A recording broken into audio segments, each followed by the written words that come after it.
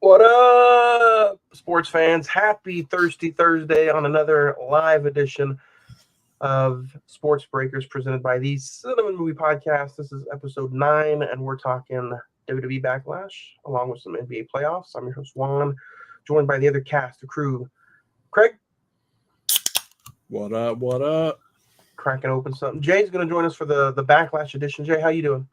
I'm doing well. I just figured I'd say hi and then let you guys talk your sports. And when it's my time to talk, I'll join you. You'll join us. You guys Craig, talk sports. Craig, we had a very fun episode last week when we talked the first 10 picks of the NFL draft. Yep. We were all pretty spot on with some of the picks. Looking back now a week later, what's some of the big names or big maybe surprises that kind of popped out, whether it was day 1, day 2, or day 3? The Texas tight end, Jatavion Sanders dropping as far as he did. I know NFL teams might have been shied away a little bit because of his ability to block.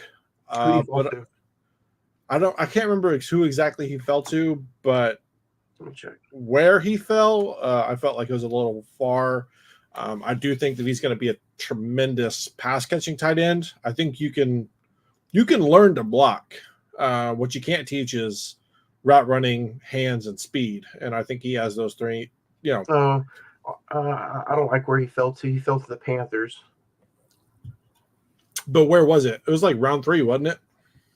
Yeah. Round 4, pick 101. Yeah, 101 overall. I don't think there were 3.5 rounds of tight ends better than him. So I think falling to the Panthers, I think it'd be good if he had a quarterback that could get it to the end zone, but I don't see how he's going to get to the end zone. Yeah. So I did like the Dallas Cowboys first round pick, the offensive line out of Oklahoma. Guyton? I thought that was a very good pick on their end. A lot of people wanted more of a flashy pick. I'm like, no, you got to protect Dak, and you have to replace the offensive line that they lost. At that point, I wish they would have. There were 2 things. They traded down to get more picks because they didn't have a bunch. They traded down. They got Guyton, who is he's like 6'7", big hands, big wingspan, so big back, very raw. Let's be honest, he's an O lineman coming out of Oklahoma. It doesn't matter where they're drafted; they're going to be the only Oklahoma first rounder. Yeah. Oklahoma had a lot of their team was coming back, and then let's be honest, nobody was going to pick up Drake Stoops in the first round. I think he was really good for college. I think he'll be a good option in the NFL for certain teams. Just what Oklahoma was putting in the draft this year, not the greatest of talent. I think there'll be viable options on teams, though. I think you'll see a couple of names come out of not come out of nowhere, but they'll make rosters and they'll make some noise. But I do think Guyton will be a very good offensive lineman for the Cowboys. Oklahoma puts out good talent, and the Cowboys can produce some good offensive linemen. So I think he starts week 1. Do they need it? Did Dallas have somebody retire? No, but they're just replacing. What's his name? With the Jets. Yeah, I remember. Yeah, he went to the Jets. Yeah. So, Kansas City Chiefs, Super Bowl champs, picked Xavier Worthy to end the first round. A lot of people don't like that pick. I feel like they went straight to receiver because they are going to lose Rice for the first probably half the season. Should be more.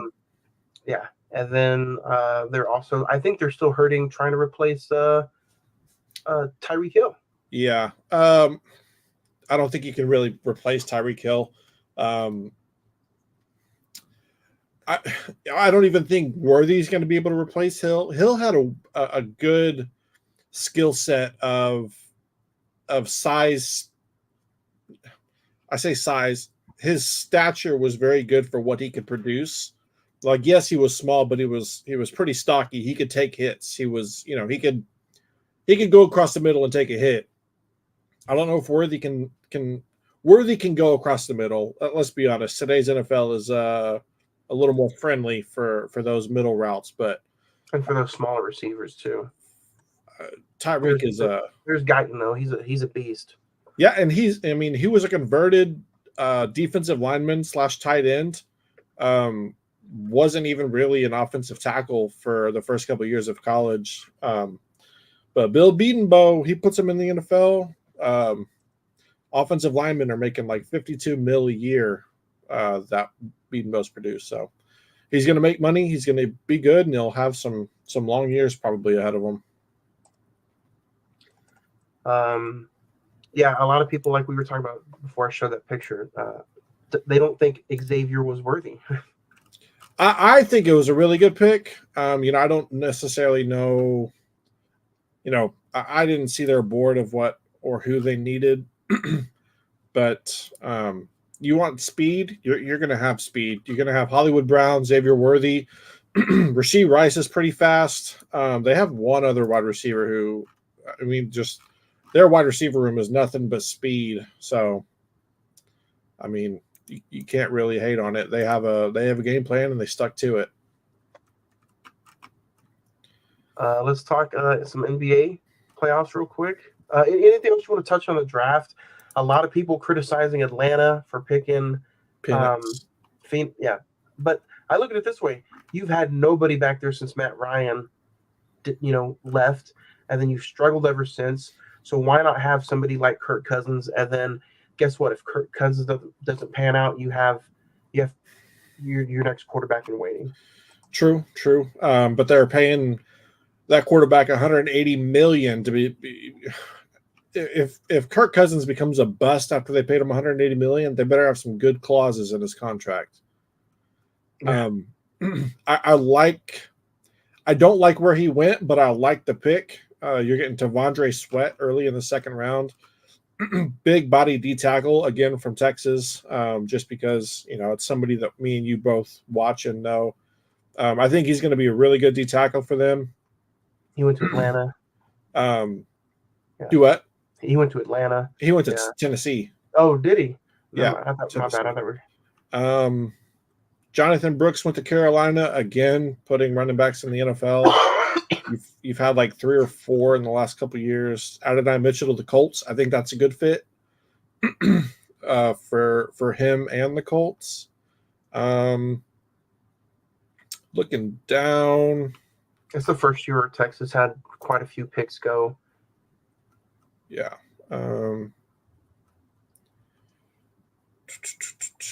I know there was somebody who went in like the 3rd or 4th round. Blake Corum to the Rams, I think, is a good fit. And that was in the 3rd round. JJ McCarthy going to the Vikings. I personally, you don't see the hype? I don't see the hype. I don't see the fit. And we had kind of talked about it. It's like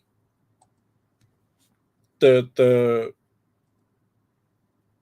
Vikings have all the wide receiver talent and no quarterback, and the Chargers have all the quarterback talent and no wide receivers. I feel like they should have made that trade to get Justin Herbert to the Vikings. I know there was rumblings of it. How true that trade was, don't really know. But if there was a possibility of that trade between the two franchises, they should have pulled the trigger because that would have put Minnesota ahead of where they are with J.J. McCarthy with a veteran quarterback and that veteran wide receiver room. And it gives the Chargers more draft capital or whatever they were going to get to kind of put them back in that rebuild mode and speed it up a little bit. So, you know who had a good draft was just an overall good weekend? The Jets. Jets did. Eagles did too. They Eagles know how to draft. They know how to fill their holes. They don't just draft to draft. They got some good pieces in there. Cooper DeJean, the white cornerback. We'll see what he does. They got 2 white people in the secondary now, so they're either going to show out or they're going to get burned. I don't know. We'll see. But Jared Wiley, the TCU tight end went to the Chiefs. I think that is a very underrated pickup for them. You know, he's going to be able to back up Kelsey. I think they're kind of similar in body style and type. So I think that was a good pickup by them in the 4th round. But other than that, I think a lot of teams kind of were spot on with what they were needing.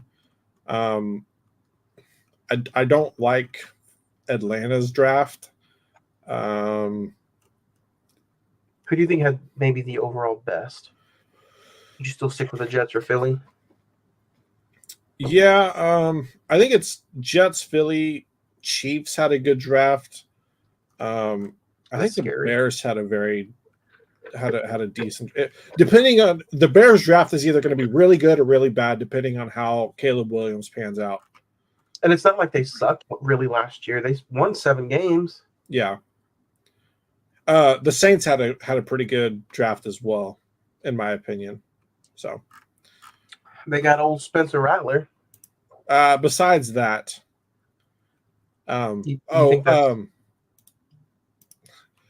Spencer Rattler.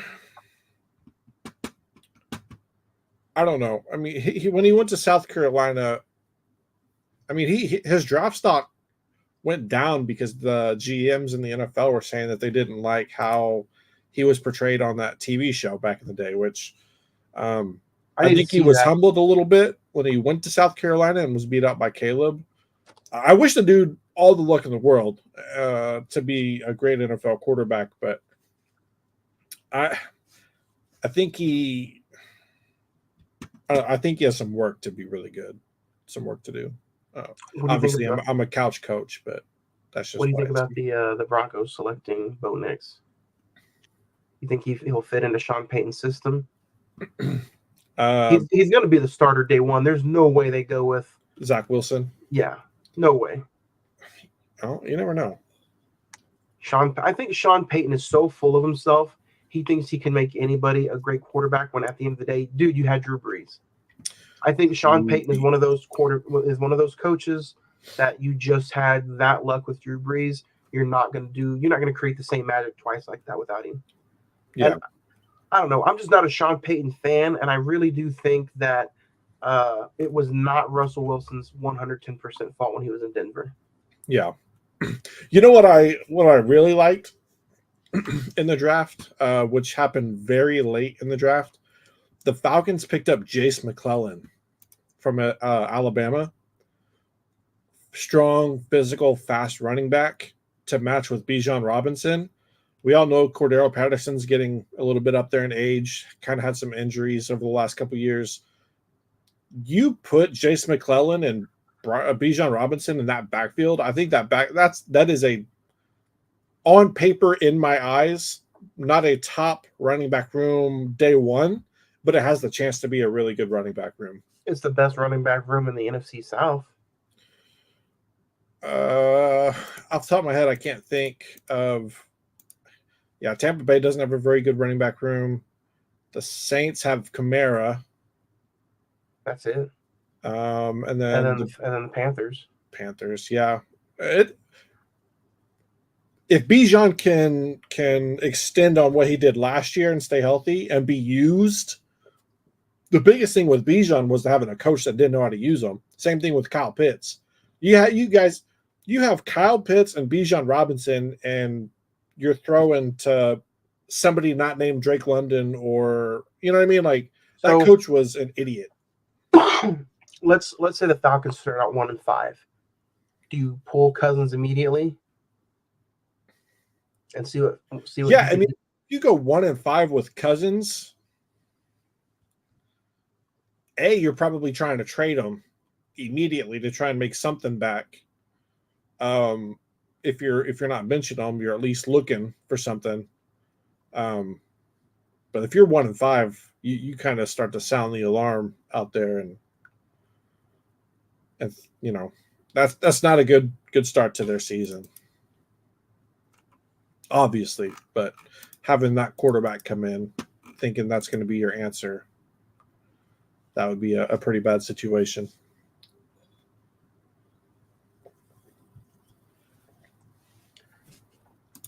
I do like where this team is going though, and we'll kind of shuffle the deck to the NBA playoffs.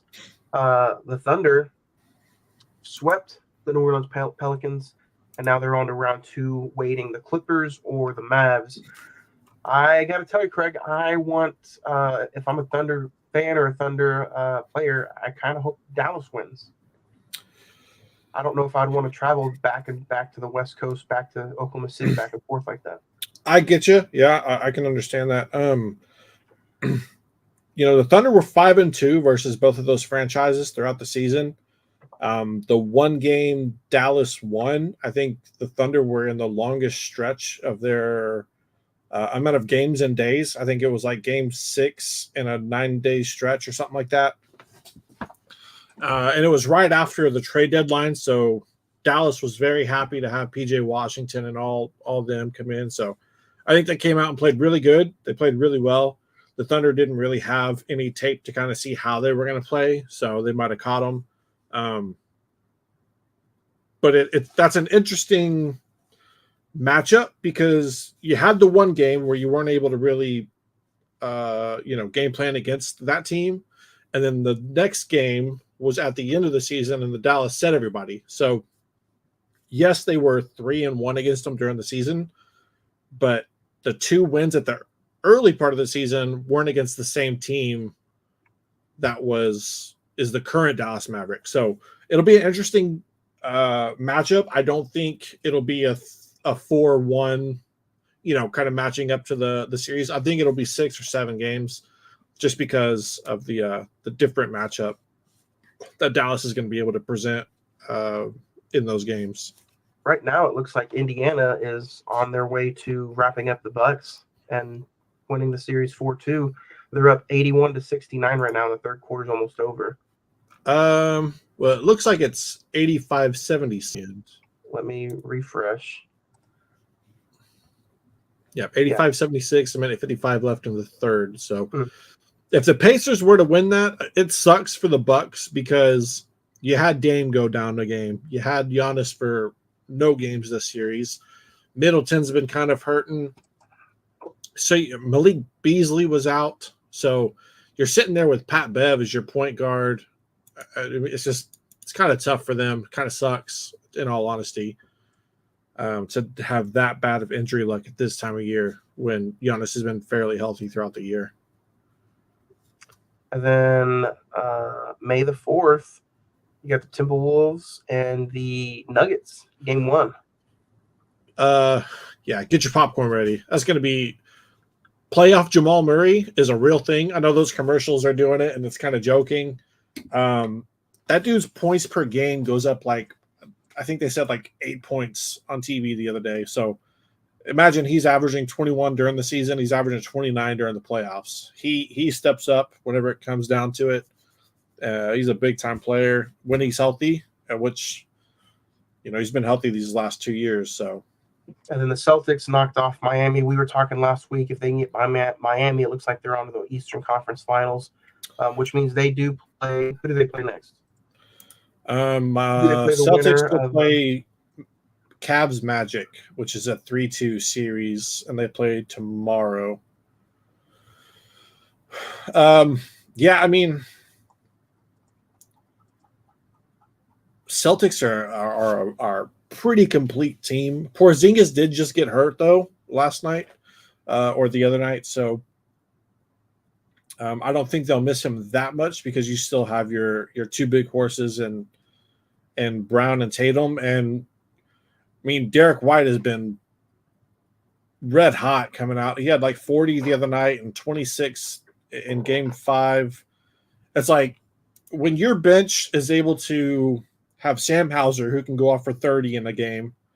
Derek White can go off for 40. Jason Tatum and Jaylen Brown can go off at any night. You have Drew Holiday, who's a proven scorer and very good defense. Overall, Boston is the best roster, top to bottom, with the amount of people that can just go off at any given night. So yeah, I don't see them being challenged the rest of the way in the East. Maybe the Pacers give them a challenge, but the Pacers are struggling with a injury-ridden Milwaukee team. Yes, they've had some games where they've blown them out a little bit, but most of those games have been fairly close, and Milwaukee's given them some good, tough games. But I don't And see then Boston being challenged. Monday night, Craig, did we see LeBron in a Lakers uniform for the last time? They lost the series 4-1 to the Denver Nuggets. If his exact quote was, "Win or lose, I'm still the GOAT. Going to focus on the Olympics," and he'll talk about his NBA future after the Olympics. Yeah, his is a little more tough than the next person I'll bring up. I think he likes it in LA. I definitely think Darvin Ham will be fired in the coming days. I don't think Darvin Ham was a good coach. I don't know who they'll bring in. I don't know who they can move on the team just because of contract situations and cap space and everything. So it'll be interesting. I think a lot of stuff has to happen. A lot of changes have to be made. I'll say it that way. A lot of changes have to be made for LeBron to stay in LA. If there's not many changes, I think you see that's a good indication that LeBron will be leaving or traded regardless. So no changes, LeBron leaves. Big changes, I think you'll see LeBron stay. If he leaves, where do you think he'd go? You think he'd go back home, or do you think he's at this point he's just ring chasing again? I don't know. That's tough. I'll say this, and this will again lead into the next person. A lot of people are talking about how they like the way the Thunder are ran. They like the team. They like the management. Maybe LeBron's had enough of the big city lights and he wants to go and play somewhere that his son can be drafted. Oklahoma City has plenty of draft capital to be able to, take a chance on Bronny. Who knows if they'll do that? I'm not really sure of who else would. San Antonio. I mean, you get to play for Greg Popovich. Victor Wembanyama is a big. Do what? I've heard San Antonio was a big landing spot. I think you'll see a big star land there this offseason in San Antonio. I think Victor Wembanyama is somebody who is going to attract big names, and you still have Popovich there coaching. So the GOAT. He's definitely top. I don't want to just say 3. I'll say 6, just because I know some of these old heads will be like, well, top 5? Possibly. I mean, yeah. But I've been saying it for a long time. The sweep really indicates changes will be made because Phoenix is in a dead spot. And today kind of solidified my position. The Oklahoma City Thunder are plus 350, which is the highest of any NBA team to be Kevin Durant's next landing spot. I think I talked about it last week. They have the most capital to trade. They'll have the most cap space to sign. It's somewhere he's already been. He's been talking about it a lot lately about. Has he really? People ask him and he's like, this. They have a great team. Great. I like the way they play. I like the players. He just did a commercial with Chet Holmgren. So there's that connection there. So what if they go to the Western Conference Finals and lose? Do you think you see him joining next year? If the Thunder, I think it's very possible they make it to the Western Conference Finals. So one way or the other, if they make it to the Western Conference Finals and then get to the finals, I think you might not see any trades happen. You'll just see free agency signings happen because they'll feel like, okay, we have the roster. We just need to improve on it. I don't know who you trade if you have to trade for Kevin Durant because. But he's a free agent, though. Can't he just sign wherever? Is he going to be a free agent? That's what I saw. That he's going to be an unrestricted free agent.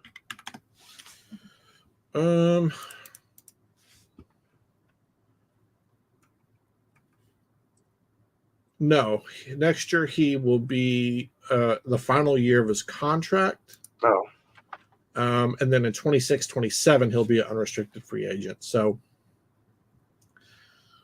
53 million for the.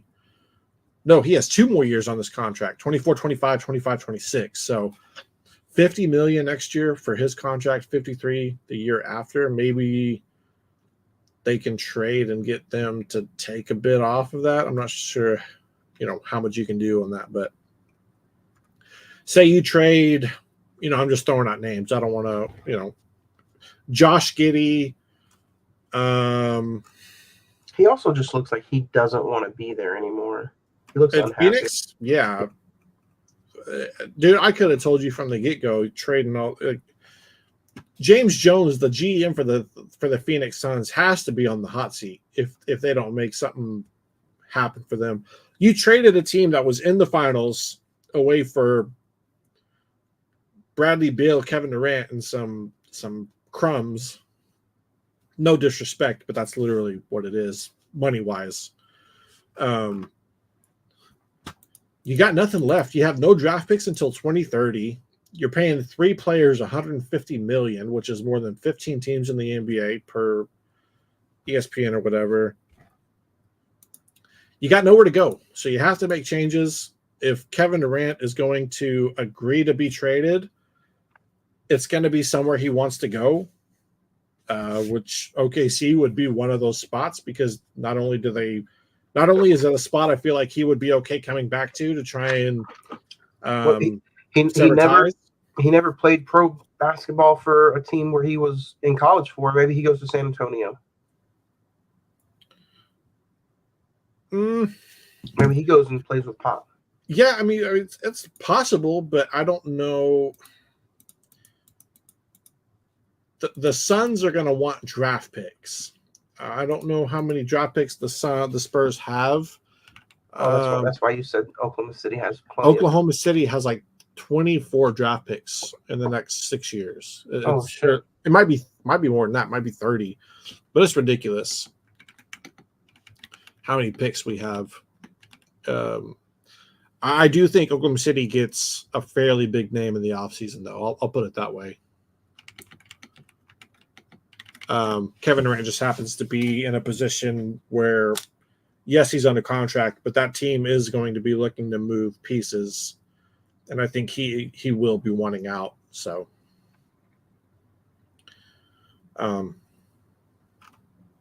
yeah, definitely going to be interesting the next few days.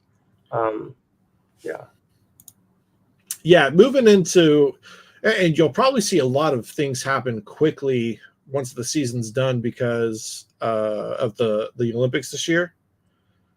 And so with the Olympics happening, people will probably be like, okay, I need to make a decision so I can go to the Olympics and not have to be doing all this other stuff. Yeah.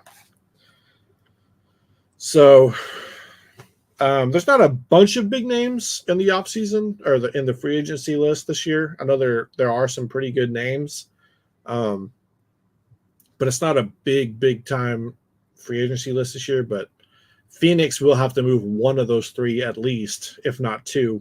Keep Booker, move Beal and Durant, try to get some pieces around Booker again. Hell, maybe they move Booker as well because he's like, look, I've been here this long. We haven't been able to do anything. Even though you're trading Durant and Beal, I still feel like I won't have enough pieces here. So you could see 1 to all 3 of those people being traded this offseason. Maybe. I'm not sure of the whole trade and the hit on the cap space and all that. So, but I still feel like changes will be made in Phoenix. I'll put it that way. Let's shift some gears now to the WWE Backlash pay-per-view show, the PLE. This is the first little prediction show that we've had since the WrestleMania weekend. We'll kind of probably go through pretty quickly unless we talk some predictions and stuff, which we're going to. There's only 5 matches on the card this Saturday. It's live from France, so that should be a pretty fun crowd. Yeah. It doesn't feel like it's already been 4 weeks since WrestleMania weekend, which is insane. But I'll run through some, and we can kind of give our little predictions on who's going to win. We'll start off big. World Heavyweight Championship match. Damian Priest, champion, defends against Jey Uso. Are they going to play hot potato with the World Heavyweight Championship, or do they keep it on Damian Priest? Jay, what do you think? We'll start with you. Can you guys hear me first off? Yes. Sir. All right, cool. Priest all the way. This is Jimmy's time to shine. Priest all the way. No, Priest is gonna keep it for a minute. Triple H is one of those guys that like to keep titles on people for long periods of time. So I see Priest running with the gold for a little bit. That's my decision. Jey Uso might get a DQ win, but Priest is gonna take the belt home. Yeah, I think. Oh, go ahead. I think they shy away from the bloodline storyline for a little bit. At Not least in this necessarily, match. yeah, not necessarily like for a long time, but I do think they want to maybe get a feel for how people react to that storyline not being pushed out as hard. So I agree with Jay. I'll go Damian Priest. Man, I feel like you have to. I'm probably gonna be. I'm the only one going with Jay. Then I think they have to put it on Jay. He's hot. I think you change the championship just for a little bit to get the story where you want it to. And the reason I say I think they're going to play hot potato just for the summer is because I think you have your champion who's a face going into Clash of the Castle to face off against Drew, and then I think the new bloodline, Solo and the others, cost Jay the championship at Clash of the Castle. The only way I can see Jay going over and winning the title is if there's bad interference from Judgment Day. Like, you know how they've been screwing up the past few weeks on Raw, like JD McDonough and all them, they've been fucking up. Yeah. That's where I could see him. That's where I could see Jay winning, but I'm still going with Priest. I can for sure see that, and just let him get his little hot title win, and then I think once he has it, I think ultimately goes back to Drew, and I think Drew will have a little lengthy run and feud with CM Punk there. But I'm gonna go with Jay this weekend. So, So we got 2 Priests and 1 Jay. Next up, we'll do Women's Tag Team Championships. The Kabuki Warriors, Asuka and Kairi Sane, versus Bianca Belair, Kairi Sane, Bianca Belair, and Jade Cargill. This is another one of those, interesting kind of matches. Jay, we'll start with you. All right. I'm going to go ahead and say Bianca and Jade win. They're taking the belts off. They need the belts. The Kabuki Warriors have had them long enough. They haven't done shit with them. And so it's now time for Cargill and Bianca to have some fun until they feud. Yeah, I'm going to piggyback off Jay. I think Bianca and Jade take it. I think Bianca is just has a better presence as far as the public goes. So I'm going to go with those two. I like those picks because I think that would be great for the belts to put them on those two guys or those two counterparts. But I really do think this starts their feud. I think the Kabuki Warriors win by pinning Bianca, and I think Cargill will end up being the heel going into the feud. And I also do like these two meeting in the Queen of the Ring finals in Saudi Arabia next month or later this month. So I'll agree with you there that Cargill's going to be the heel in the program with Bianca, but I just don't see it happening until at least Survivor Series. I don't think they need the belts, though. I don't think they need the belts. It's not a matter of needing the belts. It's a matter of Triple H wanting to put the belts on somebody. Cargill needs they want to put Cargill over big. It's like she's like super over right now. They want to put her super over. And I think if you put the belts on them, and then what better way of doing that than making her the Queen of the Ring? Well, that'll happen as well, but it's still going to be the push towards the Queen of the Ring. Yeah, I think if you put the belts on them, and then a feud starts that way, it raises more tension and more question marks on the championships and where they go and how that's going to be handled. So, should be a fun summer because I think we all can agree that feud will probably have a big match at SummerSlam. I'm thinking Survivor Series is when everything will kick off with them. That's my opinion. Next up, we'll go another tag multi-man match for Randy Orton. Kevin Owens and Randy Orton versus the New Bloodline, or the Bloodline still right now is what it's called. Solo Sikoa and Tama Tonga. What do you guys think? Jay? Tama Tonga and Solo, they're going to get a new member. I don't know if you could show that picture I just sent you, but the man that was in that picture, Jacob Fatu, that's supposed to be the man that joins the team. That's what everybody's been hearing. That's the rumors going around that Jacob Fatu is joining the Bloodline. It's going to be a Bloodline faction feud. Bloodline Solo, Tama, and Jacob Fatu, and then Roman and the Usos are going to join back up together. And that's going to be the Civil War for the Bloodline. That'd be a fun little War Games match. Personally, I would like Kevin Owens and Randy Orton to win, but I have been hearing a lot of Solo Sikoa, so I'm going to go with Solo Sikoa. I think they're gonna ride him, and with how hot his name has been lately. So, plus you don't have Tama Tonga go lose his debut match. Sorry, Kevin Owens is going to get the pin in this one. Yeah, I kind of feel the same. I think I would like to see Solo, whoever he pins, I'd like to see Solo get the pin. And then I hope this does lead into something more involved for Solo. Like maybe he comes through out of this and challenges Cody for a belt for the title, or maybe he can destroy like Logan Paul and get the U.S. title back on him. I don't know, but yeah, I think this could be maybe a match of the night. I know it's probably going to open the show. I guess they could probably open the show. I don't know about match of the night. Match of the night is going to be Cody and AJ. I'm sorry. You don't think? I kind of have a feeling that maybe Uso might open up the show. Okay, I can see that. Start off with one title match, end with another. Yeah, but yeah. I'll go with Solo. I wanted to piggyback off of this though because I did mention about Randy Orton's multi matches.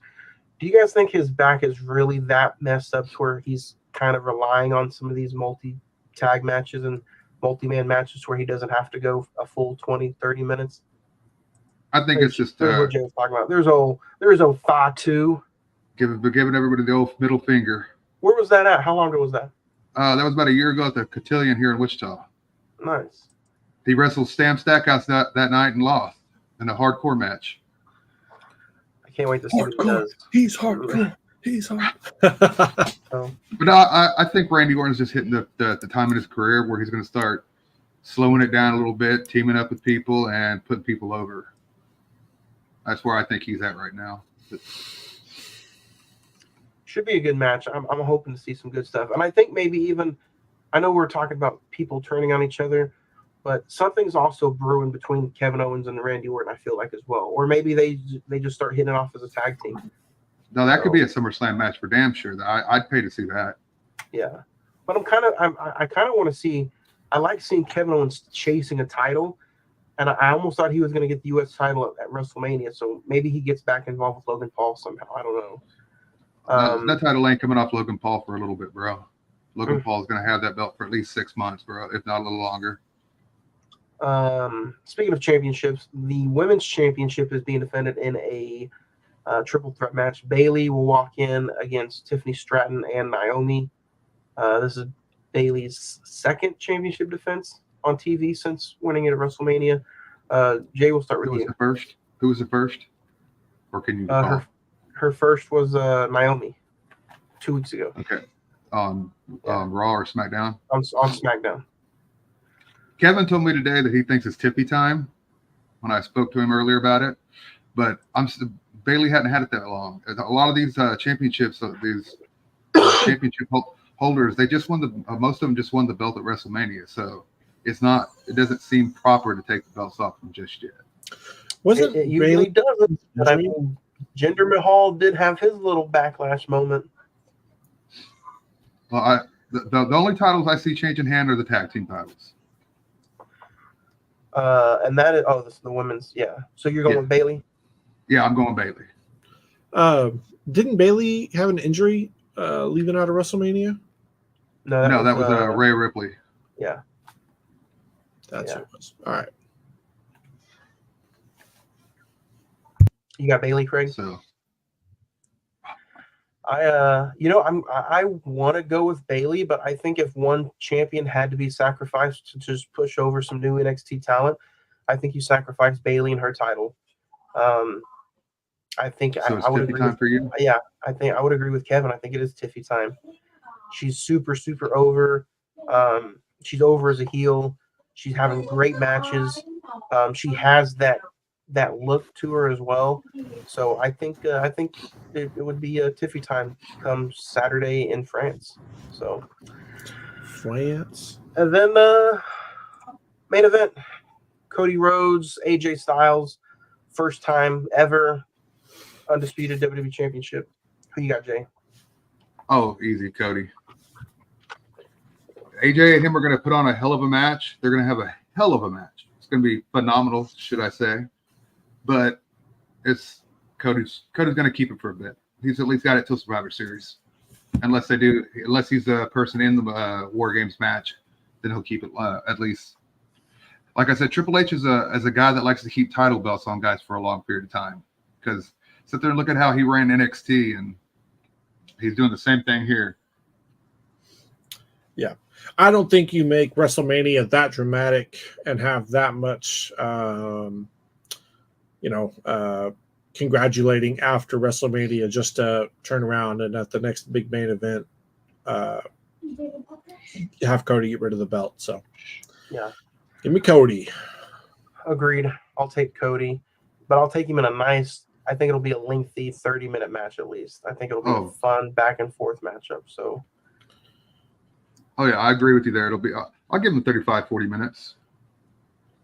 Give the audience in France something to bite over, Like, ooh, we got AJ Styles versus Cody Rhodes. Cody Rhodes. And I wouldn't mind seeing this. I wouldn't mind seeing this go into maybe a lengthy run either, too. Maybe a rematch at a King of the Ring. I could see that happening. So what time does this show kick off for us here in America? Since isn't it like noon or something like that this year? So yeah, it's noon Eastern, which I think it'll be 11 Central. 1 p.m. Eastern, noon for us, I think. Okay. Yeah. So should be fun. And then SmackDown tomorrow is 7 p.m. for us still here in the U.S., but I believe it's 1 p.m. over there in France. So SmackDown will be in France as well tomorrow. Some notable matches tomorrow. I think the SmackDown or the WWE Tag Team Championships are on the line. Catch Republic versus Grayson Waller and Austin Theory.